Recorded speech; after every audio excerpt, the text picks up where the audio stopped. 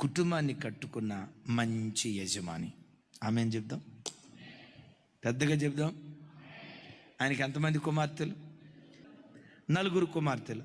4 కుమార్తెలు కన్యకలు, ప్రవచించువారు. ఒక్క బిడ్డ దారి తప్పల. నేనంట, తన ఇంటికి మంచి యజమానుడా కాదా? స్వరం ఎత్తాలి. తన ఇంటికి మంచి యజమానుడా కాదా? ఈ వాక్యం వింటున్న బిడ్డలారా, నా వైపు చూడండి. మిమ్మల్ని ఒక మాట అడుగుతా. అఫ్కోర్స్ నువ్వు మంచి ఉద్యోగస్తుడు అయి ఉండొచ్చు, మంచి వ్యాపారస్తుడు అయి ఉండొచ్చు, మంచి విద్యావేత్త అయి ఉండొచ్చు, ఉద్యోగ స్థలంలో మంచి స్థాయిలో నువ్వు బ్రతుకుతూ ఉండి ఉండొచ్చు. ఓ మాట, నీ కుటుంబాన్ని కట్టుకునే విషయంలో ఓ మంచి నాయకుడిగా, మంచి యజమానుడిగా నీ ఇంటికి నీవు ఉన్నావా?